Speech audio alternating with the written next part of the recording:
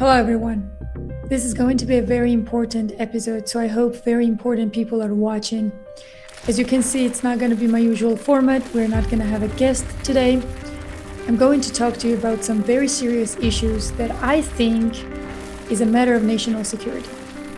I honestly believe that. So I'm going to explain to you how Epstein's network is much bigger than you thought. I'm also going to explain to you how all that ties in with Charlie Kirk. And I'm going to explain to you why is it that you're experiencing all this harassment online, especially on X, with trolls, and what kind of network works behind it.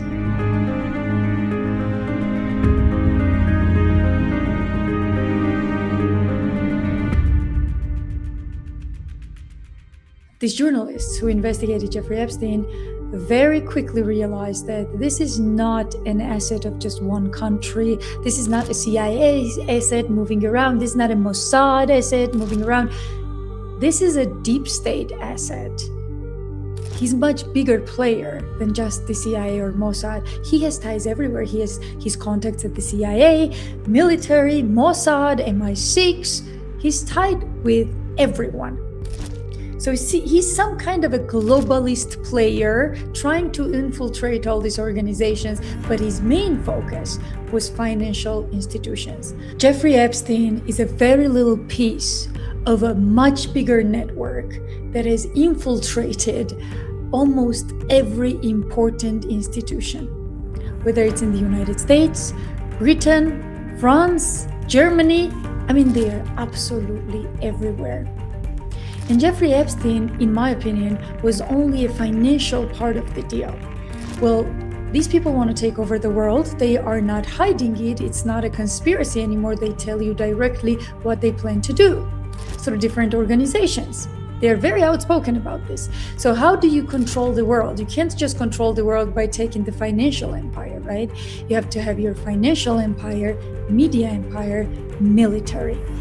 Very important. Jeffrey Epstein was just one part of financial empire these people have infiltrated. Well, I discovered that Jeffrey Epstein and his network has a whole another group in the media empire, and they control entire media. And today I'm going to talk about just that. The story of what I call the Epstein class and their media empire starts with the name Jessica Arrow. You know how when you want to get to the head of the cartel, you need to first get to the little guy selling drugs in the street for the cartel. And that little pawn will always lead you to the king. Well, that's how the story goes. So Jessica Arrow was a journalist in Finland. She was famous for fighting Russian disinformation. Well, I didn't know anything about Finland, and I needed to find out more about this woman. So I reached out to local sources in Finland to tell me more about Jessica, her career, what did she actually do, how did she become so famous? Well, I found out that Jessica indeed was extremely famous in Finland, and she was like a media darling. They amplified her work all the time. They aided her to become famous. She even wrote some books. They helped her sell her books. Well, Jessica was scheduled to arrive to Washington to be awarded a medal. Why, you might ask? Well, of course, for her brave work against Russian disinformation, guys. Americans don't care about Jessica Arrow at all. They don't even know who she is. They don't care about any medals or anything that some foreign journalist gets. But you know who does care about it? Finland and Finnish people. This is who this spectacle is for, guys. So they can send these journalists back and say, Washington themselves awarded this journalist for the tough fight against Russia. So you must trust her because she's a trustworthy journalist. She just got awarded by the White House, guys, right? So this is why this is for. So this spectacle, guys, is for Finnish people to trust Jessica Arrow and her reporting because Washington awarded her, okay? Well, Jessica's ready. She's packing her bags. She's going in different salons, getting ready, hairdo, everything, nails, everything. And then all of a sudden, Trump's White House comes back and says, yeah, sorry, we're not going to award you. F off. True story, I kid you not. They did that. They said, sorry, Jessica, not today. So what happened? Well, Trump administration is in power and they did a very normal thing. They actually checked who they were awarding. And they found out that Jessica is a crazy anti-Russia hawk, super pro-Ukraine, bashes Trump and everyone who supported Trump, because remember, Trump said, what happens to Ukraine is not my business. How is that my business, right? So Jessica is a hand-picked journalist from the deep state who was supposed to support Ukraine and everything about Ukraine and our money going to Ukraine and wars and endless aid and so on, got caught by Trump administration for being an anti-Russian hawk. So they said, you know what? We're not going to award this woman. She's obviously biased. So they took her off the list. Well, they had to say something. The travel was scheduled. I mean, everyone was talking about it. So Trump administration came out and said, you know what? You guys made a mistake. She actually never made the list and she's not getting awarded. Well, CNN and few outlets actually found the communication between the administration and Jessica Aro's people, that it got to the point where they were planning travel. So it was real. She was going to get awarded, but someone, some sane person actually checked who the heck this woman was. How unfortunate for Jessica Aro. But who the heck was Jessica Aro is the question. Now, this is the most important part. Jessica Aro is part of a much bigger network of fake journalists, handpicked, the same globalist elites that operate through NGOs to affect you, our country, and our media. And I will break that down for you today.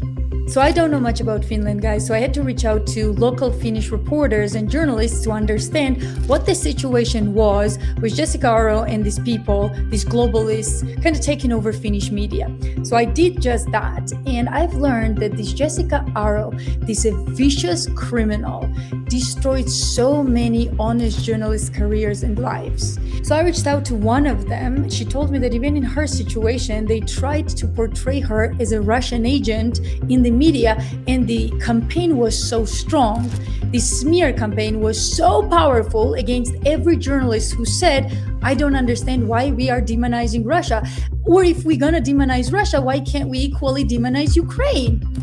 Oh, no, you can't talk about Ukraine or Israel or the deep state. No, that's off limits, right? So those journalists who asked those questions, they were immediately labeled as Russian operatives and Russian puppets. And it got to the point where a neighbor of these journalists, I'm telling you a story directly from her mouth. So she said a neighbor of this journalist called authorities on her. This neighbor said, I'm worried because I live next to this journalist and they are saying she's a Russian agent and I'm worried for my safety. So she called the authorities on her, and authorities had to come and assure the neighbors that no, guys, she's not a Russian agent. Calm down, she's safe. This is a true story, guys. This is a real effing story. Can you imagine the level of propaganda that this criminal Jessica Aro and her gang of globalist media goons put out there to discredit independent journalists, guys? Imagine if this was not Finland and it was some type of more, hostile country against Russia or something. This person, this journalist, could have been hurt. She could be dead. I gotta get more comfortable here, guys. This is going to be a wild ride, and you are going to enjoy every minute of it, I promise. So, around the same time when Trump administration told Jessica Aro to go F herself, that she was not going to get a medal, something happens. Group of hackers, Anonymous, remember Anonymous? They hacked Integrity Initiative. This is a UK-based program. And I'm going to show you that document right now. What it does is it shows you the deep state of media. Every single one of these companies, every single one of them on the chart has ties to either UK military, NATO, US military, DoD, or similar organizations. So every single organization mentioned on this graph, every single think tank, NGO, is tied to British military and government and NATO. So what is this chart? Well, this chart was part of the information that got hacked when Anonymous hacked Zinc Network. And as you can see, this is a chart of the organization. The only problem is some of these people are not part of Zinc Network necessarily. They are people from Bellingcat and other organizations, but they all have one thing in common, even though they claim to be different organizations operating completely differently. They are all tied to the same think tanks and NGOs. They have designated individuals for different countries so that they can control media in all countries. That was the idea. And their excuse is, oh, no, we're not controlling anything. We're just trying to fight the Russian disinformation. We will get to that part as well. This chart is relatively old. This hack happened years ago, and seems to me the chart was updated since then. There's a whole new section for the United States of America there today. So what changed? Well, many things changed. Russia attacked Ukraine, Trump became president and brought a bunch of new faces in the administration. Well, they needed unprecedented propaganda for Ukraine and against Russia so they could keep funneling money and guns to Ukraine. Well, targeted harassment against European journalists was no longer enough. Now they had to target American journalists speaking the truth about Russia-Ukrainian war. And most importantly, they were losing their most precious possession, big media. No one was listening to big media anymore. People were shifting to independent journalists and podcasts, and something had to change. Grayzone and Max Blumenthal did an amazing job documenting the first troll farms that got created right after the war. I'm going to put the links down below to his work so you guys can check it out. But today, we're going to bust the entire network of the globalists to what I call Epstein class. So what these morons did, guys, they designed a diagram where they handpicked individuals from all the other outlets they already control, like Bellingcat, Digital Forensics Research Lab, Zinc Network, and all these outlets, they're directly tied to British military, NATO, and intelligence. And I will walk you through how.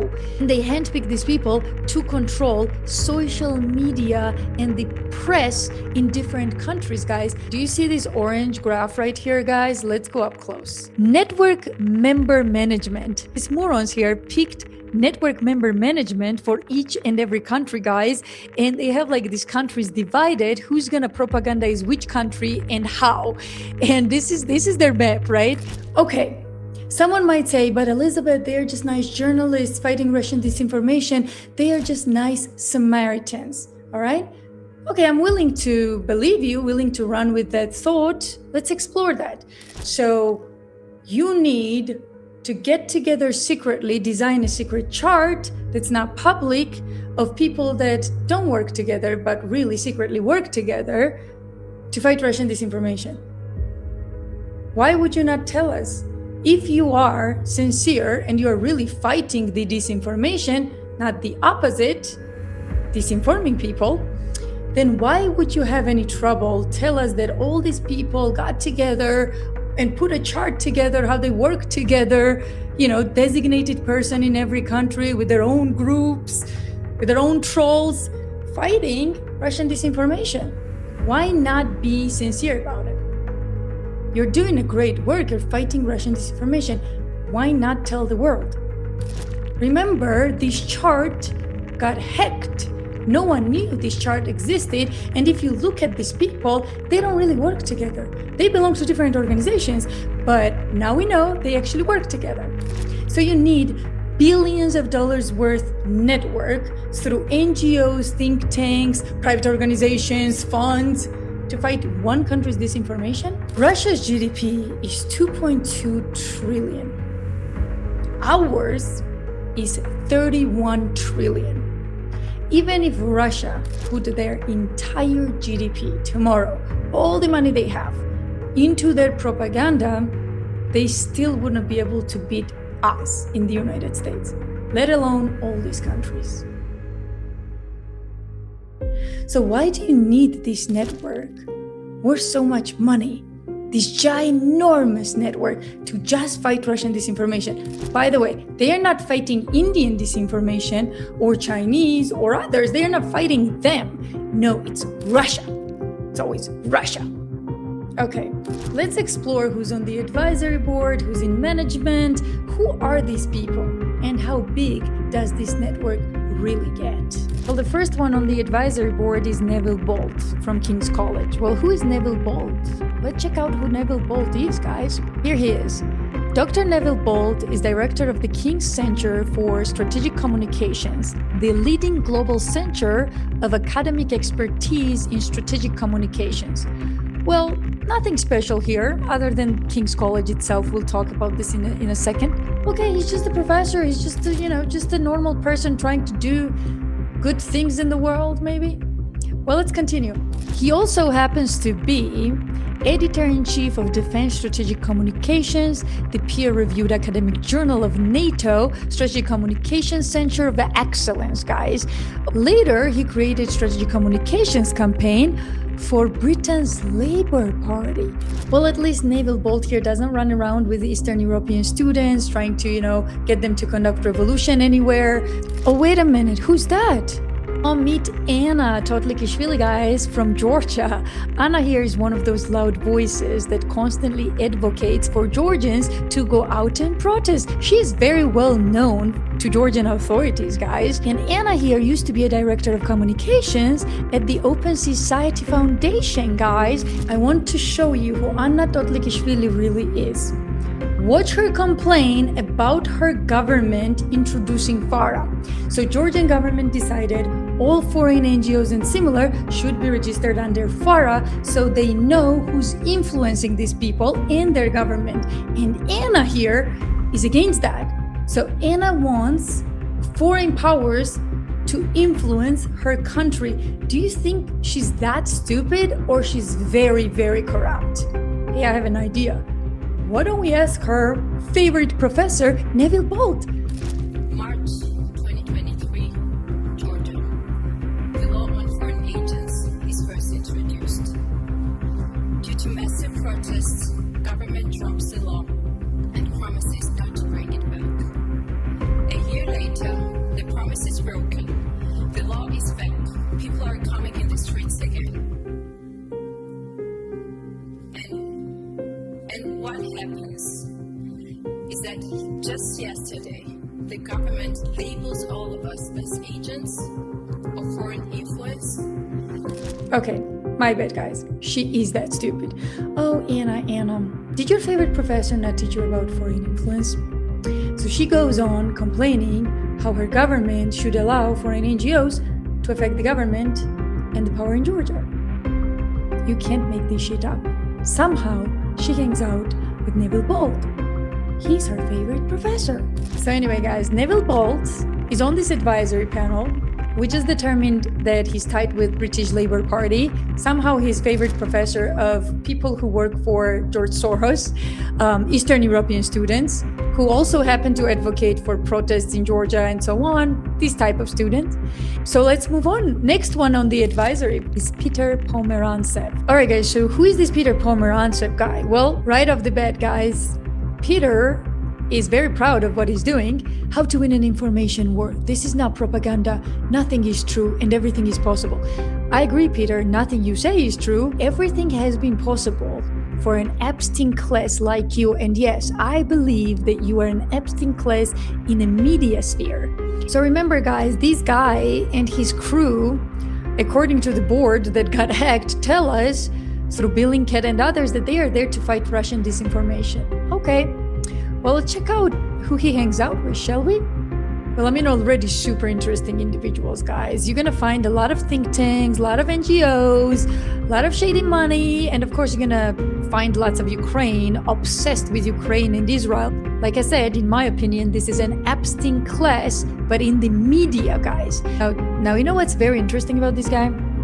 This is an Estonian ex-intelligence director, yet he has Israeli flag and Ukrainian flag here, guys. This guy should be the biggest patriot of Estonia. He's the ex-intelligence director, and he should be like the biggest freaking patriot of his country, to the point where there should be no other flag there. The countries that he chose are very interesting: Ukraine and Israel. Like I said, it's a cabal. Peter Pomerantsev is an Ukrainian Jew who became a British citizen and then in a very short period of time ended up writing for the biggest publications in the world.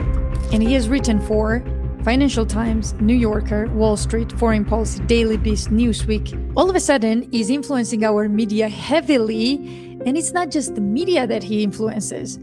He actually testified in front of Congress and in front of Senate. Interesting thing about these people is that somehow almost everyone in the list, one way or another, influences our policymakers, not just ours, but also policymakers in the UK.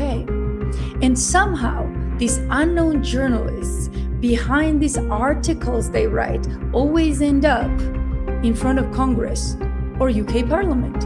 Here is Peter advising our Senate and Congress what to do with Russia and Ukraine. Right now, if you come to someone in Narva and try to tell him the truth about MH17, forget about it. It's too late. They're already too confused, too cynical, and too kind of probably some Masons did it. You know, they're too far gone in the conspiracy world. If you go and talk to him about his road. Oh, buddy, it's rich coming from you, conspiracy world. You are literally on an advisory board with the most shady people in a most shady organization. And by the way, on the board that shouldn't even exist.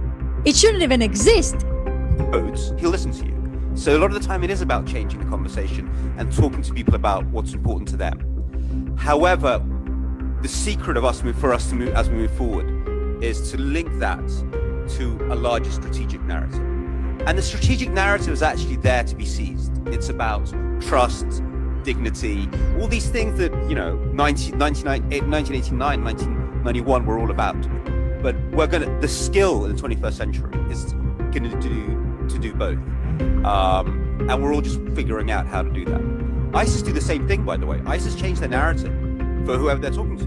They do violent jihadism to get Westerners to come. In the local world, where nobody likes violent jihadis, they do truth and prosperity. They change their story everywhere. So a lot of this has got to do with the nature of media nowadays. It's very fractured. People live in their little ecosystems. So you can't just stand. The guy who glorifies Zelensky and lives in Ukrainian ecosystem, who follows former director of intelligence from Estonia and similar people, is talking about fractured media and people living in an ecosystem. I mean, have you ever seen someone more out of touch with reality? So you have to learn how to talk to people and bring them out of it. There's one more factor though. And we've all been talking about, how popular Putin is. And this is something that we have to look at as well. And here governments can really help because it's quite expensive. Guys, stop what you're doing. So you might be looking at this and thinking, what the fuck is going on? Eastern European Jew from Ukraine who hates Russia and loves Israel. He goes and testifies in front of UK Parliament telling how bad Putin is. And here he is on a camera saying that Putin is popular. Okay, buddy, so why does that bother you again, that Putin is very popular in Russia? So as I understand, it is up to Russian people to elect who they want, how they want, and to do whatever the fuck they want in their country. So why is it that a Ukrainian Jewish person who became a British citizen and somehow ended up writing for the biggest publications in the United States and somehow ended up schooling Congress and Senate in the United States what should be done about Russia and Russian propaganda, is concerned what Russians do in Russia and how Putin is popular in Russia? Why is that your business? Don't you have a life to live? Well, guys, this is a friendly reminder that he's an advisor on this shady board that got hacked, that influences your media and the world media. They have a designated person for each country. And you thought that it can't get better. But it does. Well, dear Peter was born in 1977 in Ukraine, Kiev. His father was Igor Pomeranets. He was a poet and a broadcaster. His father was a dissident who was arrested for distributing foreign propaganda.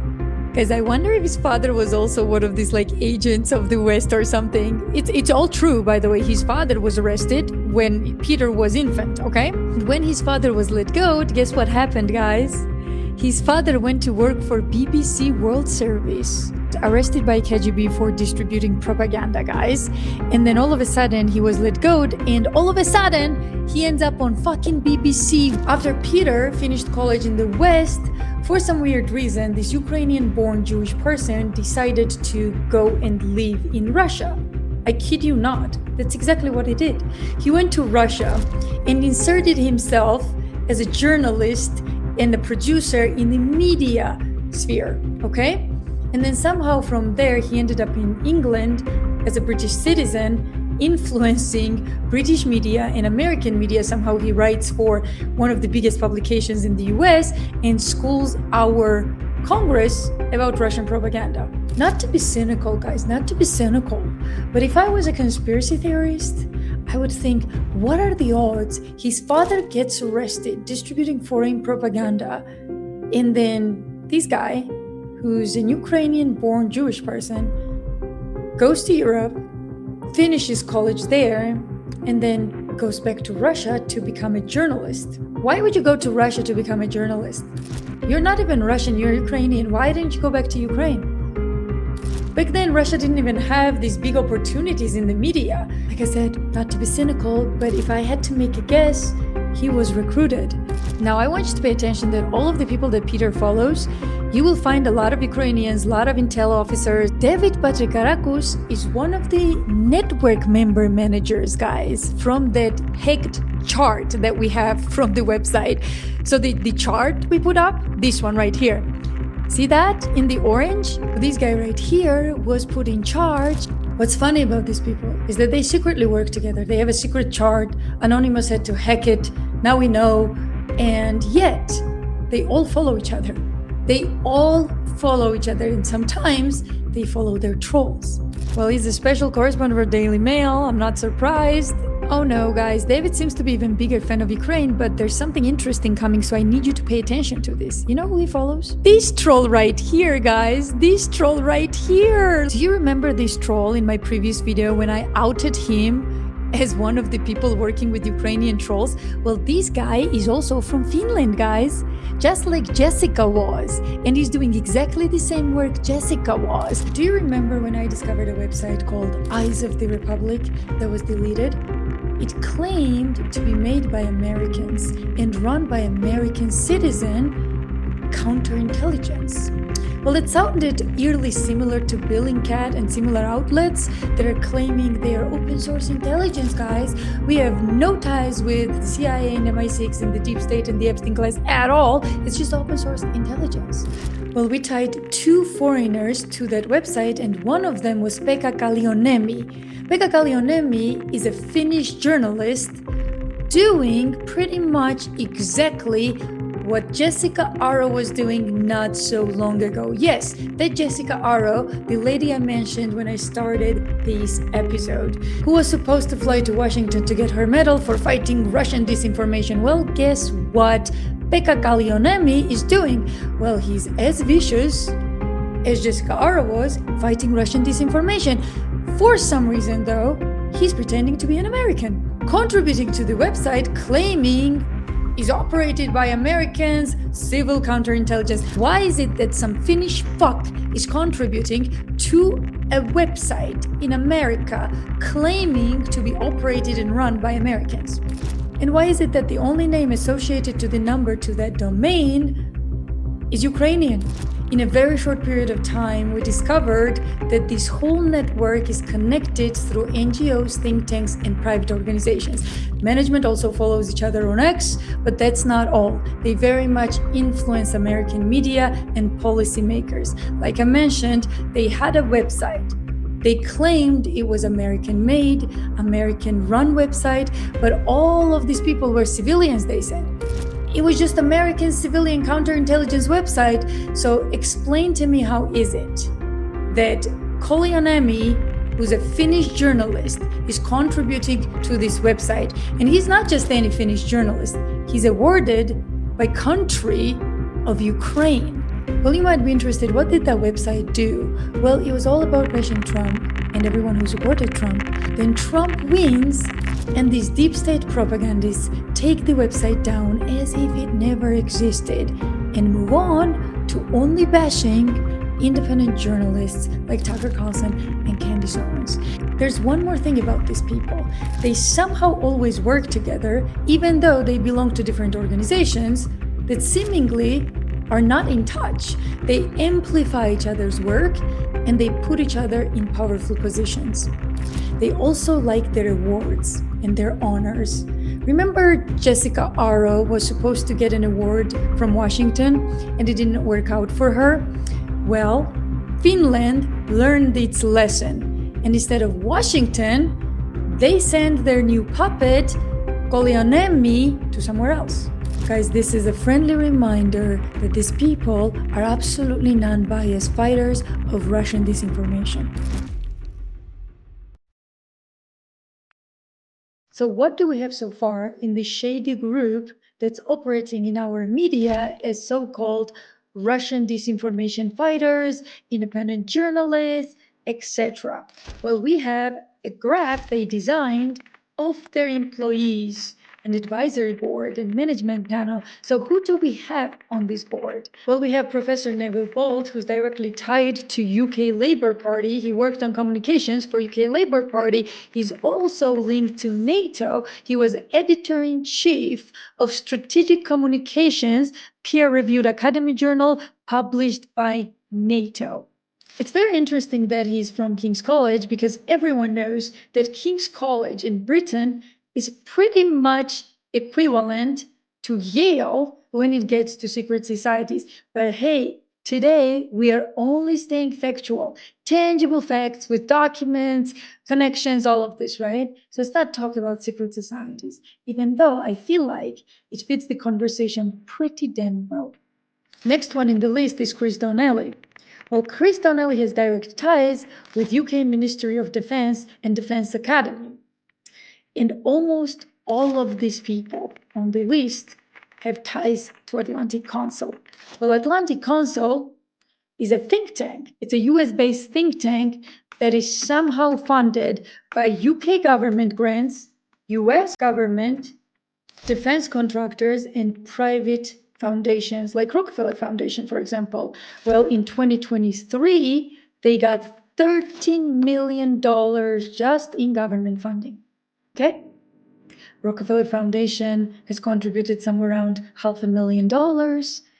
Well, don't worry, even though these people are directly tied to foreign governments, funding, military, etc., all of them are hostile to Russia, by the way, but don't you worry. They're going to do an excellent job fighting Russian disinformation. They're going to be so non-biased and absolutely fair.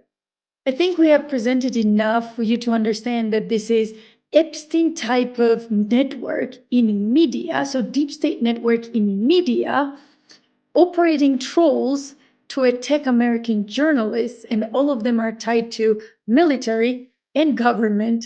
It's crazy. They themselves admitted it. They put this chart together. I didn't. The question is, are these people breaking the law, providing the information on American journalists they shouldn't have so that they can discredit them? Do you remember Jessica Arrow? Oh yes, the same Jessica Arrow that I started this podcast with. Oh yeah, that woman is also on the advisory board, guys. So the woman that destroyed independent journalists' careers by calling them Russian agents and got them in so much trouble that their neighbors are calling authorities and authorities are telling the neighbors, calm down, they're not Russian agents, you're fine, you're safe. I thought Jessica Arrow was adamant that they were Russian agents and disinformation agents and all that. But authorities in Finland said, oh, no, you're fine. It's just a game for them, guys. It's just a game when they ruin careers and when they put journalists in a harmful situation. That's just a game for them. Wow, what a great way to fight Russian disinformation, guys. You know, this reminds me of something. It reminds me of a grieving widow that grieves in a way that no one understands, no one has seen before. These people are fighting Russian propaganda in ways that no one understands and no one has seen before. Maybe, just maybe, they're not fighting Russian propaganda. Maybe they are the ones disseminating propaganda. So I looked at what these people promote What do journalists write about? What are they for? And as I started this episode, they are all for money for Ukraine, NGOs, foreign wars, all this. And then I can't help but think again that if I was them and if I had these think tanks and NGOs and these weird boards that all of these people are on when they don't even work together, and I had to deal with someone like Charlie Kirk, who dominated the media in his own way, and I had to deal with Charlie talking to Trump, convincing him there should be no war. We should not fight foreign wars. Convincing him that this foreign aid and all this stuff is not very good for America. Well, America, remember, is the cash cow. Without America, they can't do anything. America is the cash cow. So all of a sudden, this young boy, who they thought controlled fully, started talking about Israel? No. We can't support Israel anymore. We can't support the genocide. We can't support the war. How long do you think it took this machine, this network, to realize that Charlie's voice was way more powerful than theirs? How long do you think it took this network to calculate that they were losing against Charlie Kirk? All this money, all this effort from Finnish journalists to Germans to some Ukrainians, building a network, putting a chart together with all their puppets, and all of a sudden Charlie comes and fucks them all. Rightfully so. How long do you think it took these mother effers to decide that it would have been very beneficial for Ukraine and for Israel and for NATO and of course for Britain if Charlie died, if Charlie didn't exist anymore? Well, it would not be very hard when you have organizations tied to government and military and defense contractors, and you have entire media cabal tied to the same exact organizations.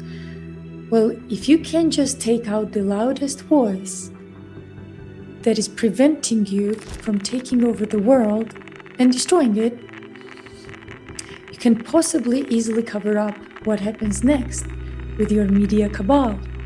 All you have to do is to denounce the peacemakers, attack everyone that ever challenges Charlie Kirk's assassination narrative, deploy trolls, embarrass them, threaten them, put out information on them, anything necessary to shut them up. My official title was actually senior strategic consultant to the Department of War, but whatever. Who cares? Whatever. But before that, everybody knows this. I left the show for 6-7 months to go into the administration. Completely abandoned me. The Pentagon. All right?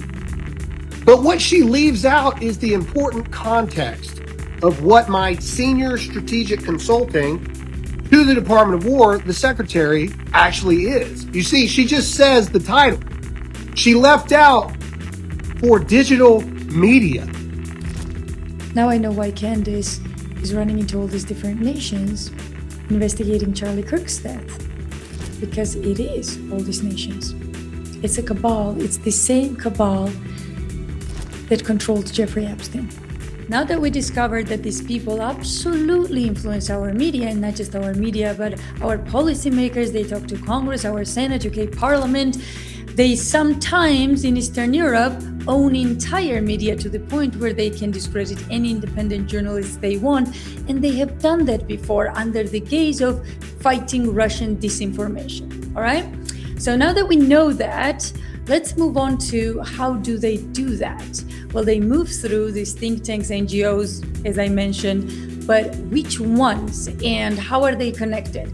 Well, when you look at all of these people and who are they connected to, there's only two organizations that constantly come up. I mean, there's many different organizations where they have their ties to, but two organizations that all of them are directly involved in is Atlantic Council and NATO. Every single one of them has tied to Atlantic Council and NATO StatCom, especially.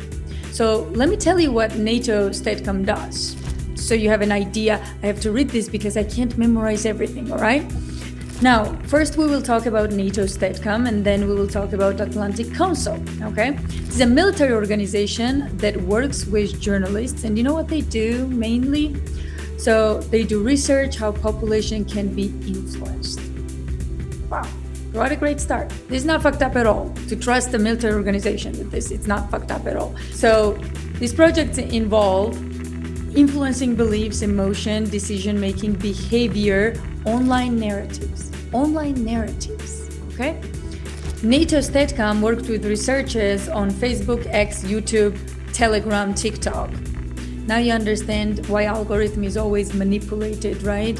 One of the most controversial and widely discussed projects occurred in 2019 when researchers purchased fake followers, bought fake likes, bought fake comments, bought fake engagement. Wow. The purpose was to test whether major platforms could detect coordination manipulation. I'm gonna stop here for a second, just for a second. So these people go out there saying they're fighting Russian disinformation, so they get the green light to do all this. That's the excuse. Oh, no, you can't stop us. We have to do all this because we're fighting Russian disinformation. In reality, what they are doing is they are testing how much they can get away with while they discredit sane voices. That's what they are doing in reality. I just proved to you they are not fighting any Russian disinformation. They are going after independent journalists. This project is real. In 2019, they did it. And I believe they did it because they wanted to know whoever is controlling whatever platform, can we get away manipulating that platform and them not knowing it? Now it makes me want to ask Elon Musk how much he knows about what's going on his X. I don't know.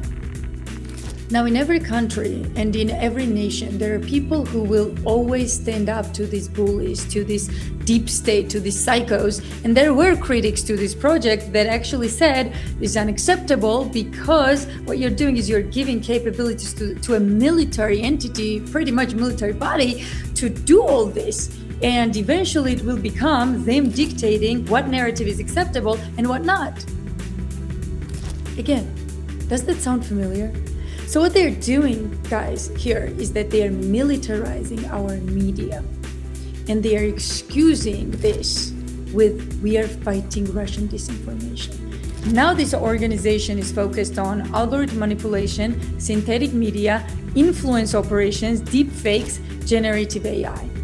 Let me explain how disturbing this is. This is not even American military. This is NATO. This is NATO, which is a combination of different countries. All these different countries have different interests. They don't have the same interest as the United States. And now we are just handing over to these people with God knows whom in leadership so far, Brits and Estonians and Finnish people. Yes, some Americans, but God knows who controls this game. We are handing over our media. Like, they are influencing our media fully. Look at the operations. And judging by what I just told you and who these people are and what they control, they do control our media. Do you see people discussing and fighting this? You don't. You know why? Because they own your media. That's why. Case in point. Now let's talk about Atlantic Council, second most important organization that all of these people operate through. Atlantic Council is worse than USA, by the way. And we were like all after, oh, USA, it got destroyed. Yeah, what about Atlantic Council, which is actually much worse in many ways? Atlantic Council is funded by all the wrong organizations you can imagine, from George Soros to million other globalist entities, including Rockefellers, Rothschilds, and above that, it is also funded by multiple different countries, meaning our DoD funds it, UK funds it, and other countries fund it. Some weird individual, just like sole individual, also funded. Some private firms also funded. Their annual budget is around $73 million. Just one think tank, one entity. Since this organization, Atlantic Council, is so damn important for these people, they fund all these projects through it, all of them are related to it and to NATO. Well, it's important to know who the heck runs it. Well, a man in charge is Friedrich Kemp, okay? Who is Friedrich Kemp, you might ask? Well, he's a simple journalist. He runs like a $70+ million organization with all this military and governments and all these funds and all these projects that they do. And he's a simple journalist. That's why media is so entangled in it, right? It's always journalists and military. They're trying to militarize the media. But this man is very important. He's not just any journalist. He worked for Wall Street Journal. I mean, he was just a normal journalist for the longest time. But he did some interesting things. For example, he was in Poland, trying to cover the rise of solidarity, in a way, helping solidarity rise. Well, if you don't know, solidarity was our pet project in Poland. Oh yes, the CIA's pet project in Poland, trying to oust the Soviet influence. Well, this man was not just covering solidarity in Poland, he was also first Berlin chief right after German reunification. The most important time for the globalist elites to be there to rebuild. And if you think that Friedrich Kemp's career ends right there, you're very mistaken. He becomes the CEO of Atlantic Council. But at the same time, he's also an advisor to, wait for it, World Economic Forum. You know, the Klaus Schwab and all that, when you will own nothing and be happy, you know, the whole globalist agenda. Oh yes, this man was one of the advisors. What are the odds? What are the odds? You know what else is very interesting? He also was part of Council of Foreign Relations. He was also on the advisory committee for major corporations, like, for example, the U.S. International Development Financial Corporation. This simple journalist from Wall Street Journal somehow ended up in these high places running $1 million institutions, advising people who make things happen in the world. A simple journalist who's not even as famous as Tucker Carlson or Candace Owens or anybody really. What is his work exactly? Well, I looked at his work. It's absolutely usual. Friedrich Kemp is either one of the luckiest mother effers in the world, or he's part of the deep state global cabal that is trying to destroy this country. And I think I'm gonna bet my money on the latter. Now, I don't know for a fact that Friedrich Kemp ever worked for the CIA or any deep state or any organization, but here's what I'm willing to say. If there was a person in front of me right now, in front of me with a loaded gun, threatening to shoot me right here in the head, if I got the answer wrong, and the question was, is Friedrich Kemp a deep state asset, possibly CIA? And I have to get the question absolutely right, or I'll die. My answer would be yes. Yes, he is. Yes. So this man now is in charge of Atlantic Council. Now, probably the most important part of this episode. For some weird reason, Atlantic Council chose state of Utah as their subject of interest for AI, future, data centers, DoD, and other things. They chose Park City, where they had a very big meeting A significant portion of the Park Cities meeting was devoted to military applications. Participants included officials from U.S. Department of Defense, Defense Innovation Unit, United States Army Materiel Command, Dagway Proving Ground, United States Air Force. The reason Utahns are having a very hard time fighting the data center Kevin O'Leary and these globalists are bringing here is because there is an entity in Utah that is very original to Utah specifically. Only this state has it, and it's called MIDA. MIDA is a special freaking entity. Let me explain what it does. MIDA has authorities that many ordinary cities and counties do not have. It can create development project areas, issue bonds to financial infrastructure, enter agreements with federal agencies, including the United States Department of Defense, capture search and future tax revenue to fund projects, exercise powers similar to redevelopment agencies. Utah has become a playground for the deep state. Is that a coincidence that the people who are harassing Candace Owens, Tucker Carlson, and everyone else who are talking about Charlie Kirk related to Atlantic Council and NATO? Charlie Kirk dominated media in his own way. I want you to imagine if Russia or China went to Mexico with some of their equivalents of senators and gave speeches to the cartel and would say, this is the year of offense against America. We're going to take out the American president. How do you think we would respond to that? The answer is the American left would probably invite them to go speak on college campuses, but that's a separate issue, meaning that it would poke the American bear. So Lady Graham goes to Russia and directly provokes Russia. I mean, he goes to Ukraine and directly provokes Russia. A sane country would respond somehow. Right on their border, you have the strongest country in the world saying, we're going to go play offense against Russia, and I will repeat it again. How is Vladimir Putin a serious or significant or material threat to the United States homeland in any way, shape, or form? So I've been to Israel many times. The whole country's a fortress. When I first heard this story, I still have the same gut instinct that I did initially. I find this very hard to believe. I've been to that Gaza border. You cannot go 10 feet without running into a 19-year-old with an AR-15 or an automatic machine gun that's an IDF soldier. Right? The whole country is surveilled. Was there a stand-down order? Was there a stand-down order? 6 hours? I don't believe it. Israel's the size of New Jersey. When I took a helicopter ride from Jerusalem to the Gaza border, it's 45 minutes. 6 hours. They're live streaming the killing of Jews. Did somebody in the government say stand down? That is a legitimate, non-conspiracy question. So all these globalists, they're trying hard and infiltrating NGOs and student organizations. They got everything they wanted. All these NATO countries, the globalists, got everything they wanted.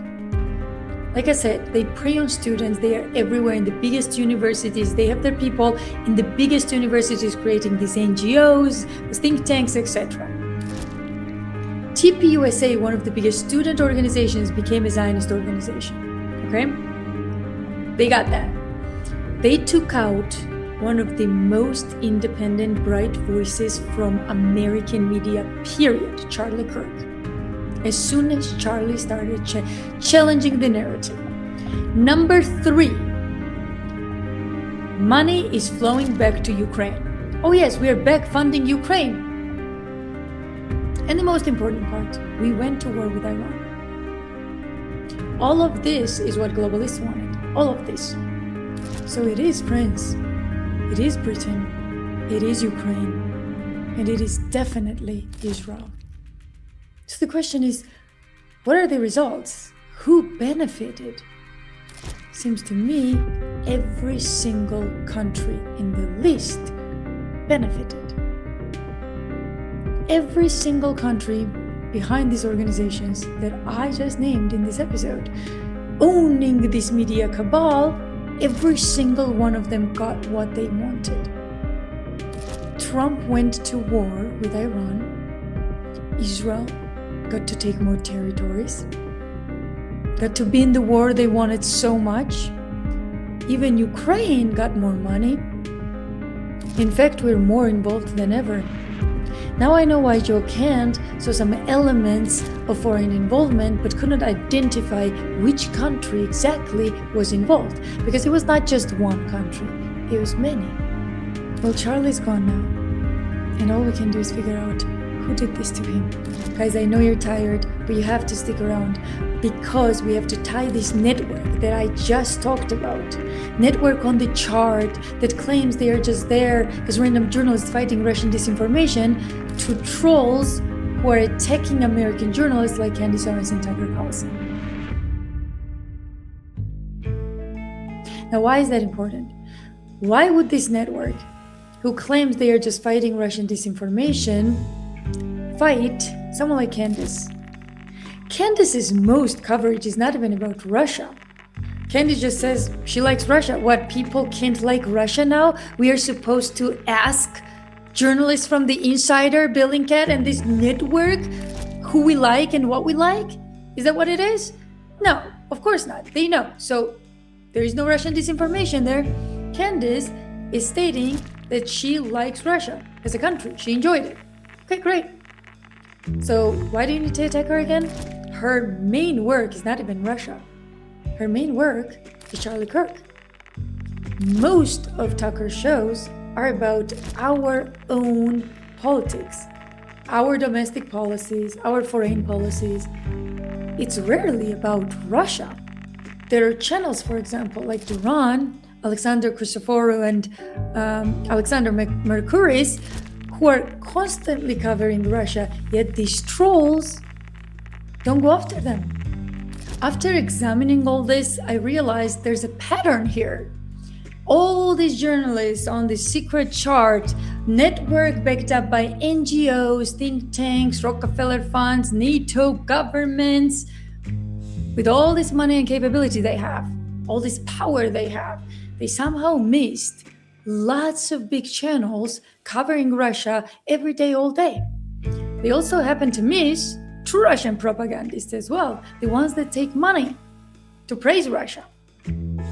So I realized they only have one goal. They go after independent journalists who speak the truth. This is why they need a ginormous network, because they are not fighting Russian propaganda. They are the masters of propaganda trying to destroy independent journalists, like they did in Finland. You know how they say evil will always self-destruct? It's true. The only reason you're watching this video right now, the only reason I even went after these people to investigate who they were, is because they attacked me out of nowhere. I was like, why would they care? Why would they care for such a small creator? Even if they are disinformation agents, which they are, why would they care to attack me? And another interesting thing is, I've been on the side of Russia in this war for years. I was born in Georgia. I know what Ukraine is. I know Ukraine is one of the most corrupt countries in the world, if not the most corrupt.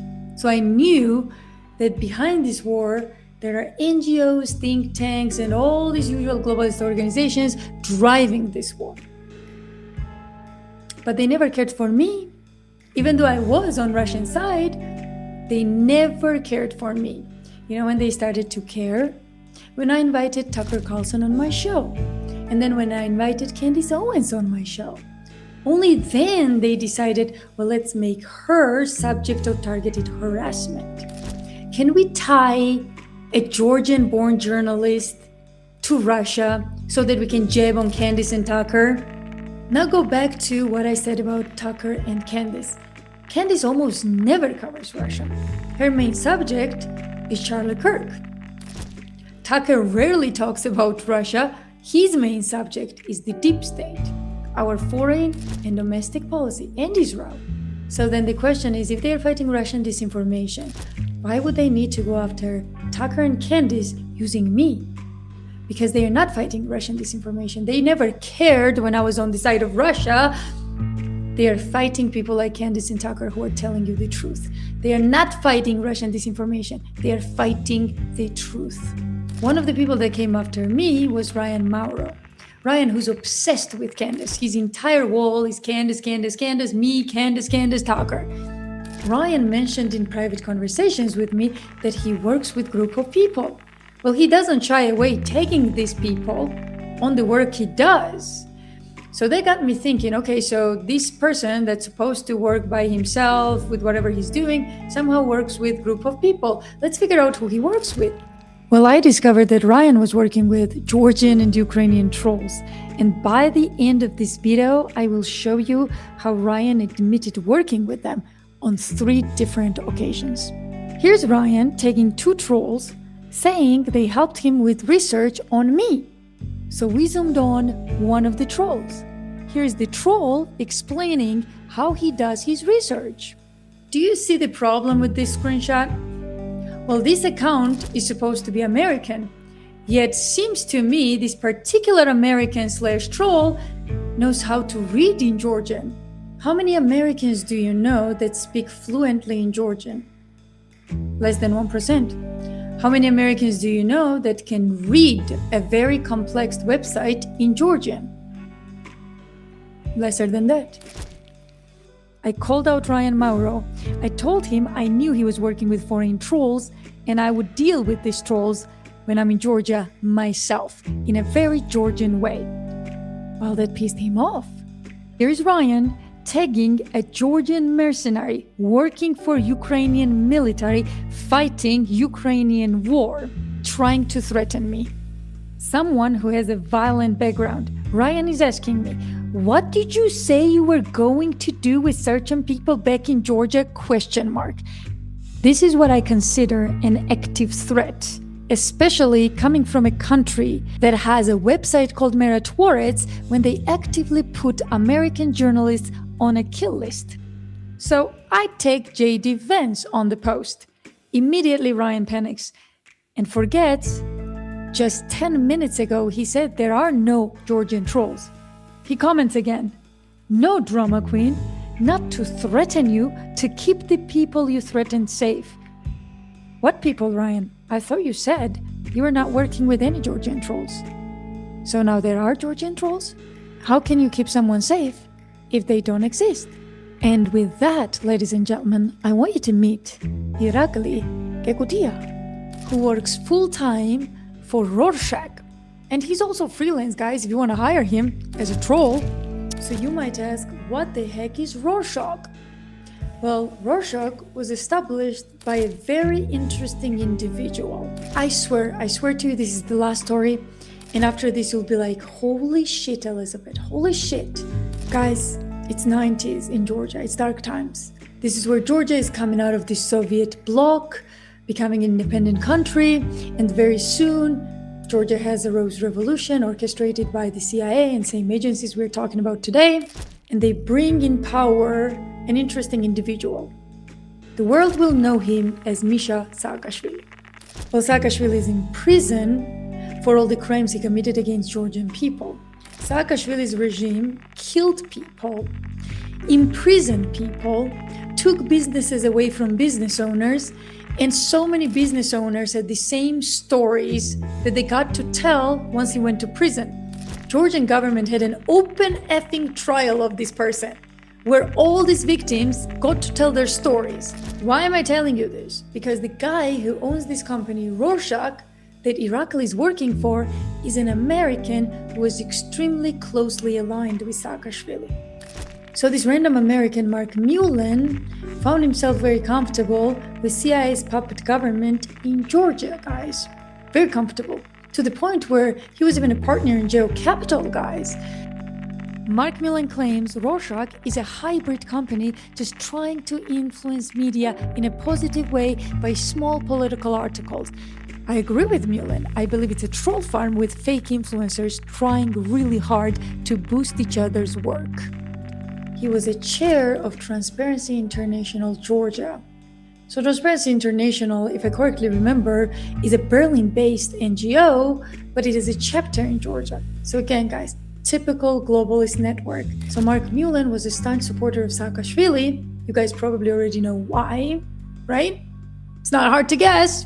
Well, the issue is Mark happens to be the founder of Rorschach, guys. Oh yes, Rorschach, where this Georgian troll works full-time.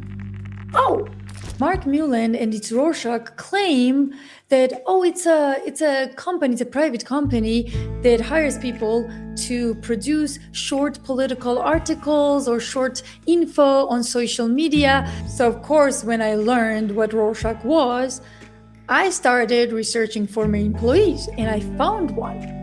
See, the problem with cheap labor and the problem with trolls and people who sell their souls to attack other people is that these people will sell you too. They will always betray you too. Let me explain to you how this new updated chart works. Mark Mullen, a good friend of former Georgian government and a chair in a Western NGO, decides it's time for him to leave when a new Georgian government takes over and introduces something called FARA, a Foreign Agent Act. They want to know who's influencing their country, and Mark decides it's time to pack his bags and leave. He decides to establish a company called Rorschach in Barcelona. Mind you, he decides to open this private company in Barcelona, Catalonia, not in the US, even though he's an American and his family lives in America. He also claims that this company is just there to influence social media, little political articles in a different way. They are the innovators. Well, we found out it's a troll farm. But the interesting thing is a Georgian troll working for Mark Mullen is also working with Ryan Mauro. Well, Ryan Mauro is working with Michael Weiss from The Insider. How do we know that? Ryan has been asking me about my podcast guest from Russia, trying to write an article. Well, that article ended up on The Insider, published by Michael Weiss. Well, here's the problem. Ryan Mauro does not work for Michael Weiss at all. He doesn't work for The Insider either. Does that sound familiar to you guys? People not associated to each other, working for different companies, somehow working together, just like that chart that got hacked. We were so busy with Jeffrey Epstein and its sex scandal that we completely missed Epstein class's media circle that operates through NGOs, private companies, government grants, through organizations like NATO, think tanks, etc. They move around this circle, they have secret charts. While they are not associated to each other, they still work together according to the secret charts they themselves designed. These are undeniable facts because they themselves have all of this on their profiles. Irakli says he works full-time for Rorschach. Well, we know who the owner of Rorschach is. Irakli also works with Ryan Mauro. Irakli, this random troll from Georgia, operates multiple accounts. His personal account is dedicated to amplify the network. So he reshares Ryan Mauro and other creators so that their voices are amplified. And then he has a troll account that he uses to attack American journalists. A troll account that is masquerading to be in the United States. But when you click on it, it actually says that this person is using VPN. Resharing the entire network, guys. So here he is, guys, reposting Michael Weiss from Insider. Irakli is Georgian. Georgians have no idea who Alex Jones is. They just simply don't know. Now I want you to pay attention to something. Here is Michael Weiss from The Insider, with of course a huge following. All of them are boosted like there's no tomorrow. And let me take you to Michael's world here, okay? As you can see, super Ukraine lover. Now Michael Weiss also follows this guy right here, who is a huge supporter of Lara Loomer, okay? Why would Michael Weiss be hanging out with the people who are huge supporters of Lara Loomer when they are on the opposite side of the spectrum? Michael Weiss makes fun of J.D. Vance. He never liked Trump. He's a huge supporter of Zelensky in Ukraine, yet he's hanging out with Ryan Mauro here. You can see right here. Now what's even more interesting is he follows this guy right here, James A. Falk. Remember James A. Falk? This guy established that fake website with Kaleonemi from Finland. Remember? Kaleonemi right here. Remember this guy that James follows and Kaleonemi follows him? So James is a fake name, absolutely a fake name. that pretends to be an American, but uses VPN, a proxy. So James here is followed by Insider's journalist, Michael Weiss. You can see that clearly. Now, you might ask, oh, maybe that's a random coincidence. Well, from 281,000 followers that Michael Weiss has, he only follows 4,000 back. And typically, Michael only follows people that he's either interested in or get something out of. How did Michael find James A. Falk out of nowhere, who happens to be tied to a fake website that was taken down? Michael Weiss constantly trashes J.D. Vance. Obviously, he's aligned with all these people, Applebaum, Peter Pomeranitz, these people from the chart that I showed you, and happens to also work with Ryan Mauro, who's supposed to be a supporter of this administration and, in a way, supposed to be a supporter of Lara Loomer. So Michael Weiss, Lara Loomer, and Ryan Mauro, seems to me, are deep state operatives working together against Trump while some of them pretend to be supporting Trump. Michael Weiss and Ryan Mauro happen to also use same trolls from Georgia. Irakli Kekutia here, an unknown Georgian who's not even supposed to know who Michael Weiss is. Even most Americans don't know who Michael is. Somehow, not only Irakli knows, Irakli constantly amplifies Michael Weiss. Look at that. Michael Weiss, repost, Irakli Kekutia. Let's go down. Let's see. Here we come. Again, Michael Weiss. Irakli reposts Michael Weiss. Remember, Irakli's main goal is to amplify Michael Weiss and similar voices to Georgians and to Americans on X.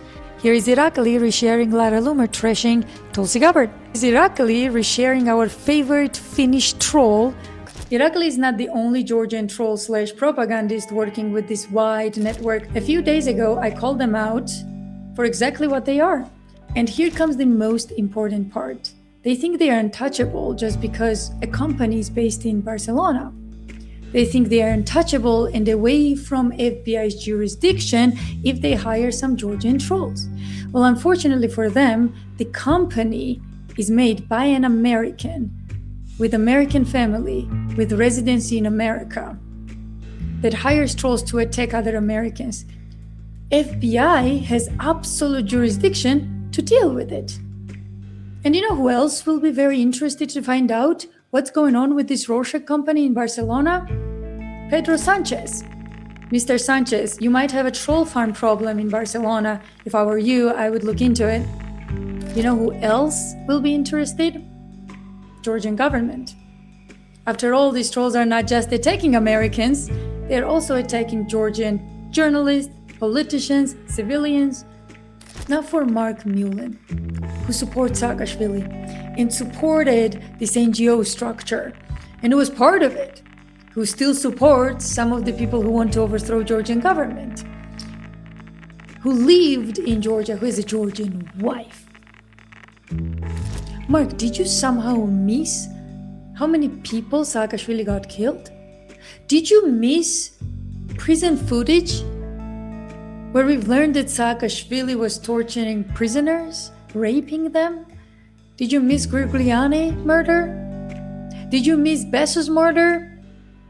The guy who owned Tartar Lake? Did you miss all that? That's right, you did. You missed all that, right? Just like this huge network of journalists that seem to operate together somehow missed the biggest story in the world, Jeffrey Epstein. All these journalists with such a network that work together somehow missed Jeffrey Epstein, just like Mark Mullen missed the fact that Saakashvili was a murderous dictator. Oh, that's right. And now he owns Rorschach, employing Georgians to troll against Americans and possibly other Georgians. Evil exists, and it's you, people. It's you. Now let's tie these motherfuckers together, shall we? Ryan Mauro has been talking to me, asking me about my connections to my guests and so on, trying to write a hit piece, right? Well, we discovered that Irakli works with Ryan. Ryan was working on a story how I had a Russian former Spetsnaz on my show, but somehow he conveniently left out this fact that Russian Spetsnaz was there alongside a Navy SEAL, a friend of mine, Jay. So I invited both of them in my show when this war was going on to have them talk to each other and communicate with the audience to make people see that we are all humans and we should not hate each other and fight each other. It was a great episode. These two killed it. Jay, my Navy SEAL, loved Dima. I mean, he even said, I'm going to send you gifts, dude, and you send me gifts and so on. So they loved each other. But somehow Ryan gave a different story to his fellow conspirators on the Insider, to people like Michael Weiss. But somehow Insider comes out with an article about me interviewing a former special ops guy. But it gets even more interesting, even though Ryan is not related to the Insider, and he was the one asking me about it, writing a hit piece about it. Well, Ryan didn't post it. Michael Weiss did. And they tried really hard to make me tied with the Russian state and FSB. So now you guys see on the chart, the American part, the American cabal, the American management of the cabal, right in front of you. Let's see it, guys. Let's see it. Oh, here we are, guys. Michael Weiss writes that a rising MAGA influencer. First of all, I'm not a MAGA influencer, but thank you, Michael. I'll take it as a compliment. Boosted by Tucker Carlson, they have to put Tucker and Candice in here. Then they put Dmitry Grid, who's a former Spetsnaz officer. Hey, Michael, did you write that article yourself? Of course not. Ryan Morrow helped, who's not related to Insider, but you guys are a cabal. We now know. But you know what's amazing? With that one article, you completely destroyed your credibility. I'm sorry, where did you take my Navy SEAL? Why did you cut Navy SEAL out of this story? Oh, it didn't fit your narrative, right? Because you're not really fighting Russian disinformation. You are the disinformation agent trying to feed bullshit to American people. This is why you cut the Navy SEAL out of it and made it seem like, oh, I invited an FSB agent. First of all, I reached out to Dmitry through Instagram, you moron. And somehow Dmitry was not so chatty with me to tell me that he worked for FSB. How was he so chatty with you? Well, you said in the article he worked for FSB. How come he told you that? Hey, Ryan, you little Zionist, do you have any inputs? Oh, that's right. I really doubt Dmitry would tell you that he worked for FSB. So where did you get that from again? Oh, you either made it up or you got that from your intelligence sources. Guys, you're the ones working with intelligence. You yourselves expose this network. And of course, Anonymous. Shout out to Anonymous. Without you guys, this would not be possible. And of course, shout out to my amazing journalists in Finland. Without you guys, I would not be able to do that. And for you guys, please share this video. Please tag Elon Musk multiple times so he gets to see this. Please tag JD Vance on this and Tulsi Gabbard. Now guys, if this is not enough to prove that this cabal is extremely dangerous, working together, tied with different countries' governments and NATO military, hiring troll farms to attack Americans, I don't know what is. So what exactly do we have here? We have Ryan Mauro, a raging Zionist, working with Georgian trolls, not just Georgian trolls, but let's focus on the Georgian trolls for now. Getting hit pieces ready, giving it to Michael Weiss so that he can publish it on the Insider. Michael Weiss, who's directly related to these networks, to Atlantic Council and many others. But you will be happy to hear Michael Weiss worked on a special project with a special man, our favorite Jewish Kiev-born British citizen, Peter Pomerantsev. Oh yes, these two are pretty damn tight. It's the same network. Like I said, it's a big club. You're not part of it, neither am I, and they are coming after us so they can destroy free speech under the guise of we are fighting Russian disinformation. Before we wrap up, there's one more thing we need to talk about. When Anonymous hacked this network, many different documents came out, not just this chart. And I thought something was very important in them. There was some kind of protection strategy, which is they protect the accounts that are on their side. What does that mean? So they block every sane voice, so these sane voices do not affect the account. So if you have ever experienced that a huge creator that shouldn't even know who you are blocked you, it's not the creator. Chances are it's not the creator. Of course, there's always a chance that yes, creator saw you and blocked you, but chances are it's not the creator that blocked you. It's the minions working for the creator and for their account that blocked you.